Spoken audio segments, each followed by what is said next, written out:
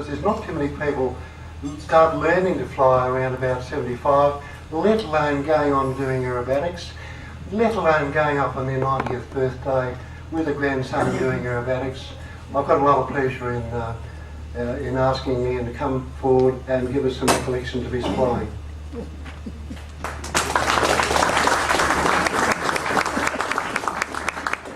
Thank you, Brian. Good afternoon, ladies and gentlemen, and others, if any. The very first time I ran across an aeroplane close enough to touch was at Brookton. It landed in a paddock just on the other side of the Avon River, and another kid and I swam across the river to have a look at this aeroplane, and it was the first time I ever had a chance to get close enough to touch one, and it was this, a Bristol Tourer, and the year was about 1925 or 6. I had another brush with aviation early on in the person of Captain Charles Snook, who opened a business in Brookton selling Studebaker motor cars and Erskines, and I used to clean the engines of his Studebaker occasionally, for which I got 1 shilling. He and my father were in fairly good terms.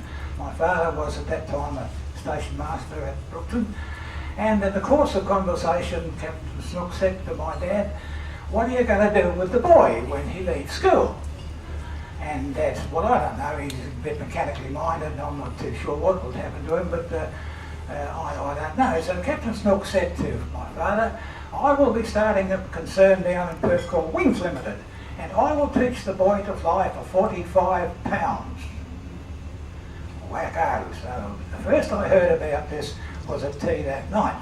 When my father broached the subject, there was no discussion. My mother put her foot down with a firm hand and said, "My only child is not going to fly." And that was the end of any chance I had to fly there. I carried on as a motor mechanic through life, and I eventually got to Walloona, where I was working as a motor mechanic for Frank Manford's Limited, and what with motorbikes and this, that and the other, and the occasional trip out to see George Lewis fly the mail and the passengers in. I didn't have much else to do with aeroplanes at that stage. The big strike broke out in Kalgoorlie, and of course Walloona completely folded up, and I went down to Perth and got a job eventually in Port Hedland with Len Kaplan, which is another brush with aviation. As you well know, Len Kaplan, of course, was a well-known aviator in the northwest. I didn't like it in Port Hedland very much, and the only 2 things I remember were that I won the billiards competition up there with a break of 82, and I spent my 21st birthday on my back with dengue fever in a boarding house. So I couldn't save up fast enough to get out. I got out of there and went back to Walloona, and in Walloona I then went out to the gold mines, and I got a job in the powerhouse as a diesel fitter. Now, where I used to be playing around with pistons about this round and conrods about that big, the pistons this time were about that round and the conrods were about this high. But anyway, we soldiered on nicely, and everything went along pretty well until the war broke out. Right, me, pilot, what else? This is a chance of a lifetime. And I was in pretty good nick. I was 25 years of age, and I could handle myself pretty well. I was game as a butcher's dog, and I thought I'd be just the bloke, and the Air Force would be there with their tongues hanging out, ready to put me in their aeroplanes and go and fight them. Wrong. Wrong. I was told that the academic heights to which I'd attained passing the 7th standard in a state school was not quite up to what they required for me to put my backside on the seat of one of Her Majesty's aircraft, and that was the end of that. However, I went in as a tradesman, and I was sent over to Ascot Vale, and I think about the same time Hugh Sutton, I think, would be about the same time as I went over there. Hal, that's right. I was sent over to Ascot Vale and took up residence in the agricultural showgrounds with about 3,000 other people to do a conversion course. which was converting civilian blokes to how the Air Force did things and so forth. And after a 16 weeks course, another chap and myself, about 16 of the 60th in the course, I think, we finished the top 2 in this course.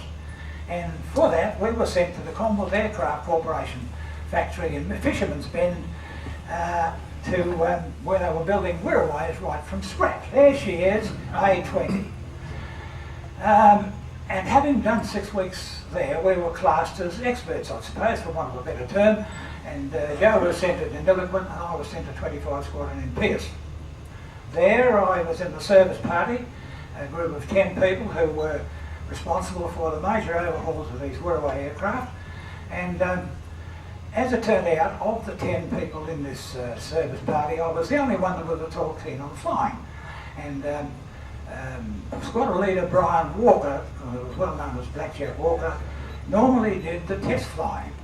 And I was always sure that I got in the back seat to go with Blackjack, and that's where I first got my inkling for aerobatics, I suppose. However, while I was at Pierce, a few funny things happened that take me 4 days to tell you, but at that time the Langley, which was an aircraft transport, came over from America. Well, I think it was 28 Kitty Hawks in it, and it landed at Sydney, and the 28 aircraft Kitty Hawks were sent across, and they landed at Mylands.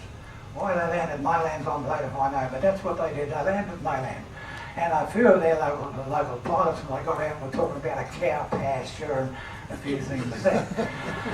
We, about half a dozen of us, were sent down from Pierce to do the inspections on these Kitty Hawks until the ground staff came round the south with the Langley when it came round.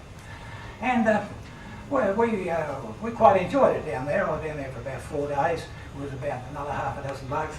And these blokes were going through all sorts of things, spiral climbs which you'd never seen. Young Morton over there know all about that. It was quite an experience. One thing, we had a warrant officer, Drysdale, who was looking after the half dozen of us. And these pilots would come down after a fly and they'd want a bit of an adjustment made in a tab here or this or that or something else. And this young man came up to Doug Drysdale, who had his warrant officer cap on, and he said, "Sir, I want the left bank of plugs jerked." Doug was a chap about 45 and a typical Australian, and he looked at this bloke and he said, "Come again?"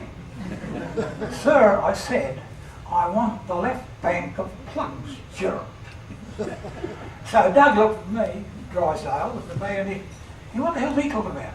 I said, "Listen, he wants you to have the left bank of plugs taken out of the engine, cleaned, tested, and put back in." Why the hell couldn't he have told me that anyway? The Langley eventually landed at Fremantle. Their air crew, their ground staff came with them. We went back to Pierce. The Langley went up full marching order and was torpedoed, as you probably know, which is very unfortunate, and all those aircraft and so forth were lost. About that time they were forming 77 Squadron, and I thought, wacko, this will do me. I'll get into 77 Squadron's a bit of a change from the old Wirras. But unfortunately for me, I was seconded into the Aeronautical Inspection Directory, which was supposed to be an elite group of people who were responsible for the quality of the parts, bits and pieces that went from private contractors into the Air Force. And once I got into that, that was it.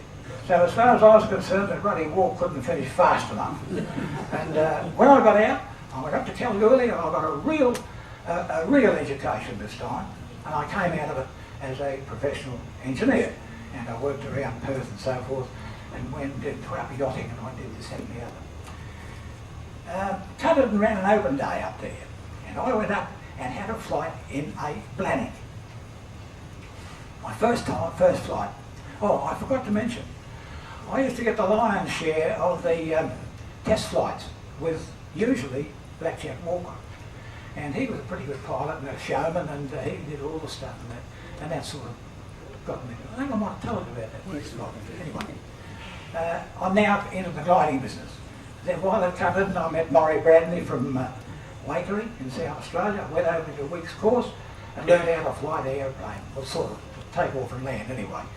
And I came back and I joined the Beverley Soaring Society. And there you see my smiling face with my smiling wife sitting in the back, and I had about 9 years flying gliders in Beverley. I got a bit tired of it and I finished. Did only 132 kilometres up there and back, very often when the weather would come in and you couldn't even get off the ground. And I was nearly going to give it away. A friend of mine and person of Mick Walters, who was the spotter pilot of Chains Beach Whaling Company, said to me, "Now look, don't do that. Go out and see Trevor Baxter out here in Amity Aviation, and he'll give you a fly," which I did. Met Trevor, and away we went. We had 3 or 4 flights, and I loved this. This is a good old little Piper Tomahawk. And he said to me, "Now listen to me." He said, I can't have you flying around here in the left-hand seat unless you've got some sort of a licence." And I said, "Well, all right, that's okay. Well, what do I get?" He said, "You better get a student's pilot's licence," which I did. He took me up to introduce me to the people up in the tower, and they did a backflip when they saw the 70-odd student leering at them over there, looking through the road. Anyway, that was that. So I got a student pilot's licence, and then I thought, why not go the whole hog? So, which I did. And I did all my navigational work in a Grumman Tiger, which I think is a very nice little aeroplane. I think apart from that funny of the front wheel, they're quite a nice little aeroplane. That was it. So eventually, after all that, on my 75th birthday, I got my unrestricted private pilot's licence, which was pretty good, I thought. And I joined the Royal Aero Club.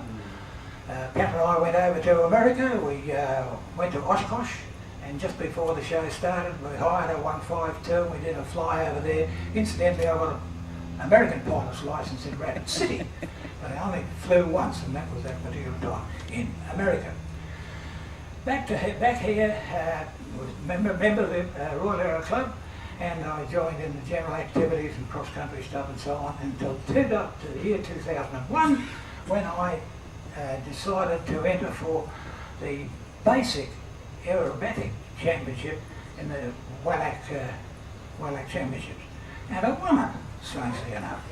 And the Guinness Book of Records got hold of it, and the big song and dance went on. And then when I was 80, I took another 80-year-old bloke and we did a bit of flopping around up there. And when I was 85, I took the same bloke up and flopped around up there. And, it would have taken him up at 90, but the trouble was he fell off a ladder or something. He might have even done it on purpose on that. But anyway, that was at 90, and that was a year or so ago. So that was the situation. So thank you very much for listening to me, ladies and gentlemen. That was a very brief talk on my activities from a young bloke. Patricia, my lovely wife here, saw fit to write a book about me. And if you like, she calls it Please to Metcher, and it details in much more detail the short talk I've given you today. Thank you very much for listening to me. Those of you that are pilots still and fly still, I'd say happy landings and God bless you all.